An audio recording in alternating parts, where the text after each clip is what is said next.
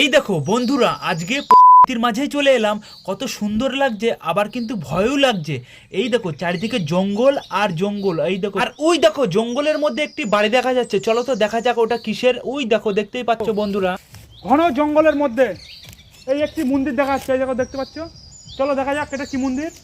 আর এই দেখো বট গাছ, দেখো কত সুন্দর বাঁধানো। দূর থেকে দেখে মনে হচ্ছিল এটা একটি বাড়ি, কাছে এসে দেখলাম এটা বাড়ি নয়, এটি মন্দির। চলো মন্দিরের ভিতর দেখা যাক কোন দেবতার বাস। এই মন্দিরে মনে হয় এখনো পুজো আছড়া হয় মনে হচ্ছে। এই দেখো শত ধূপকাঠির প্যাকেট। মন্দিরটাই তালা মারা। যা বন্ধুরা, দেখতে পারলাম না কোন দেবী বা দেবতার একটি মন্দির, কিন্তু দেখে বেশ ভালো লাগলো। এই জঙ্গলের মধ্যে একটি মন্দির আছে, দেখে কিন্তু গা ছমছম মনে হলো। ব্যাপারটা কিন্তু একটা খুবই ভালো লাগলো।